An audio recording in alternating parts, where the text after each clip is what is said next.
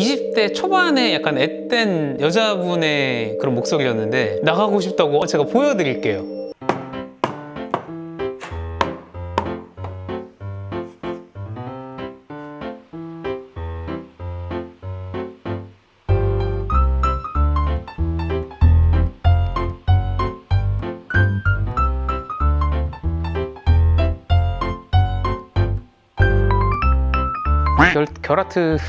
결아트를 했는데 막 마음에 들지는 않아요. 좀 대칭이 좀 더 맞았어야 되는데 그래도 잔 안에 꽉 차게 그리는 결아트를 그리려고 하고 있고요. 저도 라떼아트를 하다 보면 항상 완벽한 잔을 그리지는 못해요. 그 전 잔보다는 더 나은 잔을 계속 그리려고 노력을 하고 있습니다. 잔 가쪽에 좀 하얗게 일어났는데 이거를 이제 크레마 링이라고 해요. 제가 핸들링에 조금 더 초점을 두면서 연습을 하다 보니까 유량을 좀 더 많이 붓다 보니 양 사이드가 좀 일어났습니다. 핸들링에 대한 감각을 끌어올리는 훈련을 하고 있기 때문에 유량을 줄이지 않고 이대로 유지하면서 연습을 계속 진행하겠습니다.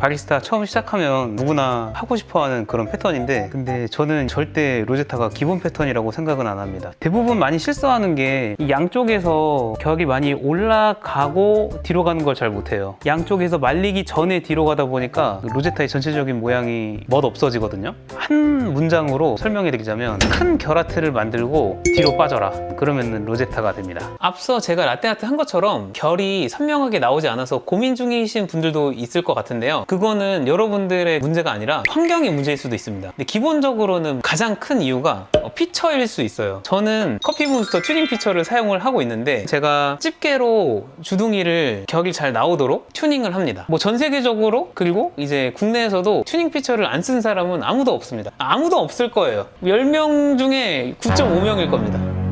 제 피처를 판매하려고 이렇게 말씀드리는 게 아니라 이런 차이에 대해서 말씀을 드리려고 하는 거예요. 기본 피처 같은 경우에는 스파웃이 넓습니다. 물론 넓은 것도 초보자들한테는 어떻게 보면은 불편하진 않을 수 있겠는데 난이도를 높여서 이제 핸들링을 시작할 때 세세한 결을 표현하려면 튜닝 피처를 한번 고려해 보셔도 좋을 것 같습니다. 스팀할 때는 항상 온도 체크를 밑에서 해주셔야 돼요. 위에서 하는 분이 가끔 있거든요. 위에는 온도가 느껴지지 않습니다.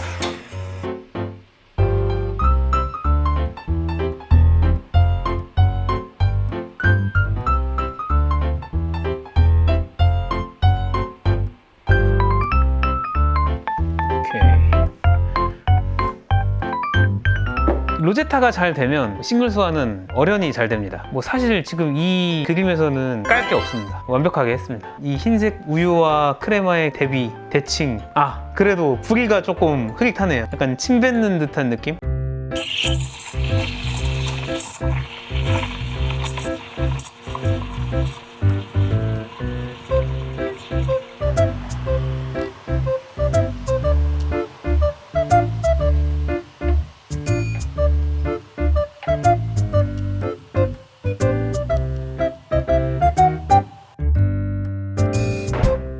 저는 지금 첫 번째, 두 번째만 결을 넣고 마지막에는 무결로 넣었습니다. 다 결을 넣어도 되고 자유롭게 하면 돼요. 그리고 3단 결아트의 첫 번째 이 윙이 좀 말라 올려오는 게 저는 예쁘다고 생각해서 밑에 건 좀 크게 하고 제일 크게, 중간, 작게 그런 식으로 좀 하려고 합니다. 그리고 마지막에 있는 하트가 이 5대5 비율로 딱 쪼개져야 되는데 그러려면 이 중간에서 낙차를 들고 그으셔야 돼요. 그냥 들고 간다고 생각을 하다 보면 2대8 비율로 여기는 작고 여기는 큰 그런 하트가 될 때도 있습니다. 그리고 그어낼 때는 대칭이 좀 맞으려면 앞에 있는 파인 곳을 보면서 전진을 하면 좋아요. 초보자들은 들고 그냥 전진만 하는데 저는 들었을 때 파여있는 곳을 봅니다. 그래서 일단 1차적으로는 여기로 가고 그 다음에는 파여있는 곳 여기 그렇게 해서 대칭을 좀 맞추는 편이에요. 그리고 잔도 중요해요. 잔이 너무 크거나 너무 작아도 라떼아트가 잘 되지 않습니다. 그래서 제가 추천드리는 그런 용량의 잔은 구온즈 잔이에요. 뭐 이것도 제가 판매하려고 든 건 아닌데 제가 이제 사용하고 있는 커피몬스터 라떼아트 전용 연습잔입니다. 구온즈 잔에 하시는 게 라떼아트를 하기에 아주 적합합니다. 구온즈보다 작은 잔을 썼을 때는 스팀 피처에 우유가 적은 양이 들어가기 때문에 스팀하기가 되게 어려워집니다. 스팀을 시작하면 물살이 너무 세게 돌아요. 개거품이 많이 만들어지고 두꺼워지고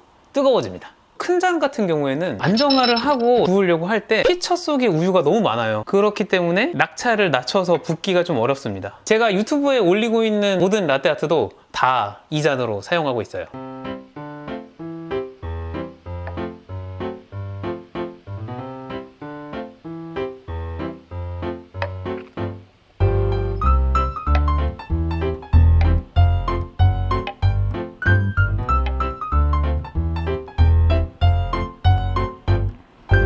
보자마자 눈에 띄는 거는 아무래도 크레마킹이 너무 일어나서 지저분해 보이긴 하네요. 그런 부분이 좀 아쉽고, 그리고 이 패턴의 특징이라면은 첫 번째 결이 날개처럼 감싸 안아줘야 진정한 윙튤립이라고 볼 수 있습니다. 그리고 이렇게 결이 하나하나씩 이제 연어결이라고 하는데 연어의 그 뱃살처럼 그렇게 결을 치는 게 쉽지 않습니다. 첫 번째 결도 중요하지만 두 번째 결을 깊숙이 밀어 넣는 게 포인트입니다. 라떼아트 연습을 할 때는 커피를 마시면 손이 떨리기 때문에 연습 후에 커피를 마시는 편입니다. 연습할 때는 보기차나 물을 주로 마셔요. 저는 지금 연습실과 교육실을 운영하고 있어요. 근데 연습실을 예약하신 분 중에 전화가 갑자기 와서 20대 초반에 약간 앳된 여자분의 그런 목소리였는데 무서워하시면서 전화를 하시더라고요. 그래서 왜 그러시냐라고 되물었더니 연습실로 가야 되는데 교육실로 오신 거예요. 근데 교육실이 뭔가 폐가 같다고 하는 거예요. 진짜 진심으로 무서워하시면서 나가고 싶다고. 그럼 나가시면 되는데 안 나가시면서 거기서 계속 울먹울먹 하는 느낌으로 전화를 하셨거든요. 뭔가 웃기기도 하고 뭔가 귀여우시기도 하고 짠하기도 하고 너무 무서워하시니까 일단 밖으로 나가시라고, 사람 많은 데로 일단 가시라고 하면서 제가 잘 설명해 드렸던 기억이 있는데, 입구를 한번 제가 보여드릴게요. 입구가 이렇게 돼 있고 열고, 아마 제 생각엔 약간 요 지하 창고 옷 관련하시는 분이 쓰고 계시거든요. 이것 때문에 그러셨나? 그래서 이렇게 들어와서 여기에 들어가면 이게 저희 교육실이 나오고, 위에는 심지어 이제 가정집이에요. 근데 뭔가 또 카메라로 담아보니까 좀 무서운 느낌도 드는 것 같기도 하고. 어떻게 여러분 폐가 같나요? 폐가 체험 한번 하고 싶으신 분들은 한번 놀러 오십시오. 근데 이 약간 철창살이 좀 한몫하는 것 같습니다. 철창살, 경찰청 청찰살. 안녕!